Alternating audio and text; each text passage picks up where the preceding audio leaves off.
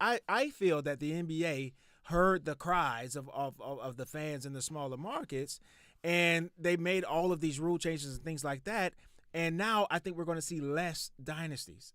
Now, because this year there will be a new champion, and there hasn't been a back-to-back since when, Juan?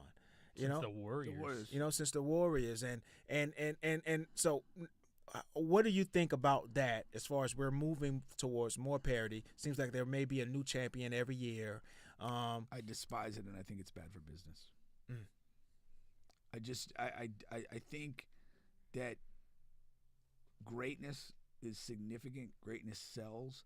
And when you just recycle champions, and you look at a team, and I know they didn't even win the title, but you look at it like a team like Phoenix was a finalist a couple years back, and now they're dog shit. Like, it's just, that's not good for the product, I don't think. There's always going to be that push, oh, man, we've seen the Warriors win 3 out of 4 of these. Whatever. Who cares? Like, that's the standard that you're going to chase. Another thing that is happening here that we're watching, especially with these particular 4 teams in, is we are NBA parity versus dynasties now, because, and it kind of, those two conversations, the conversation we just had kind of leads into this conversation here, because,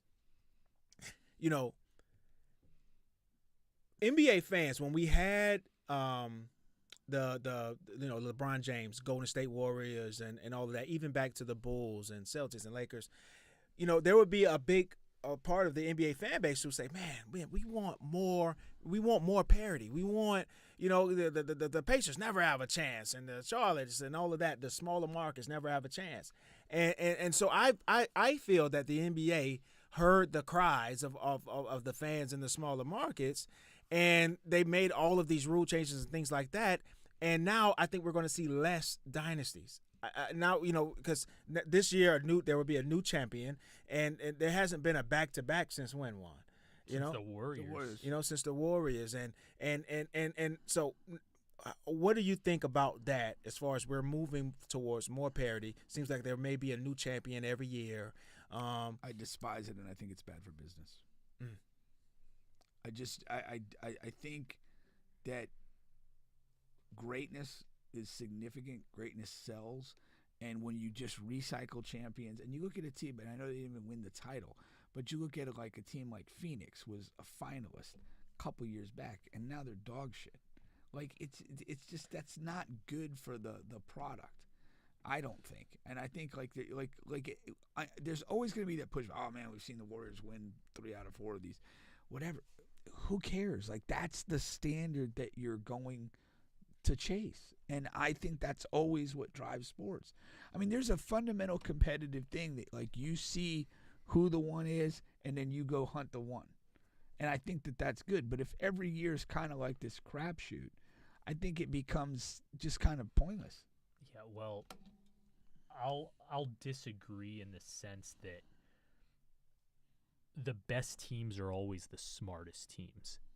And I feel like you create your own luck. So why are teams like Charlotte and Washington and who else? Utah?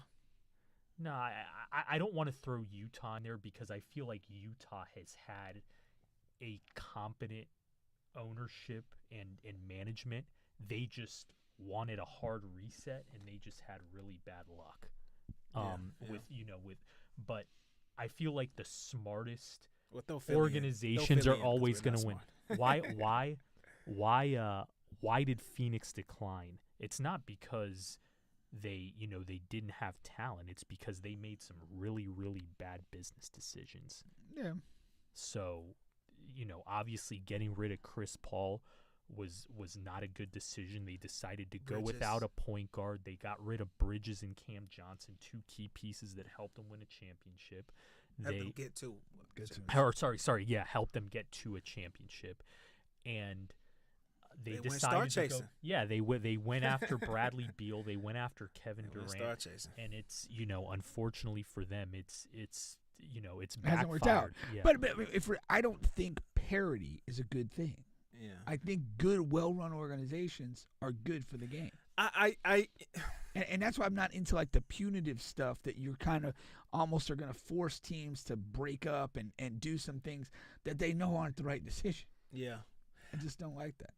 It's really interesting because I see both sides and I kind of am on both sides.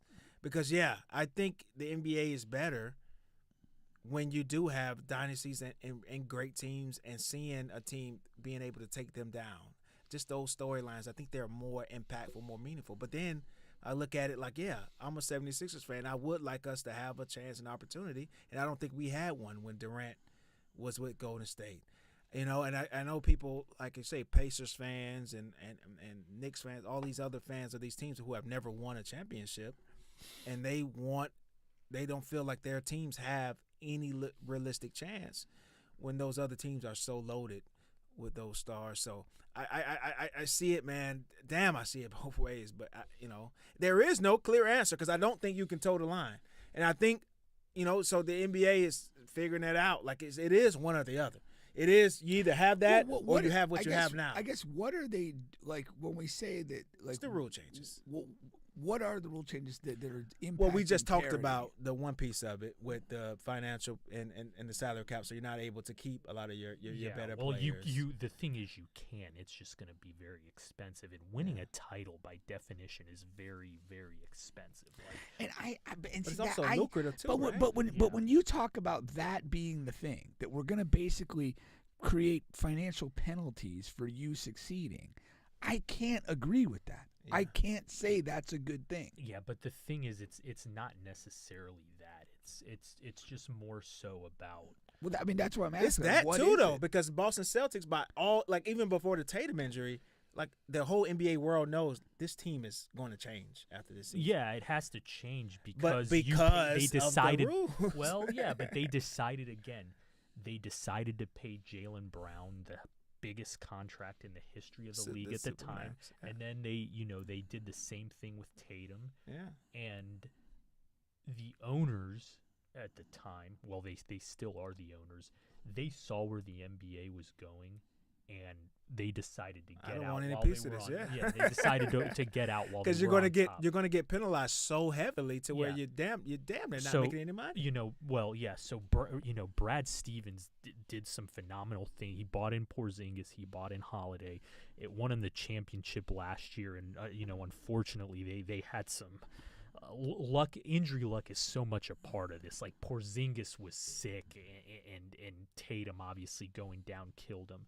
But then, the future in Boston is brighter than you think, and I'll tell you why. Like, you have Peyton Pritchard at $8 million. Peyton Pritchard could start for 27 teams in the league. That's how good he is. Then you have Jaylen Brown, who is the modern-day Scottie Pippen. He's not a number one on a championship team, but as a number one, he can get you into the second round.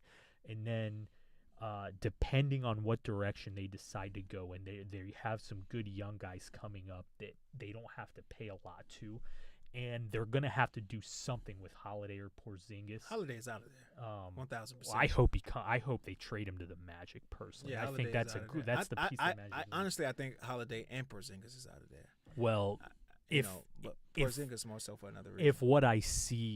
If what I saw these playoffs are indicative of Porzingis going forward, I would cut bait if I was Boston. Yeah, that's what I'm saying. For another reason, I think he's going. Oh.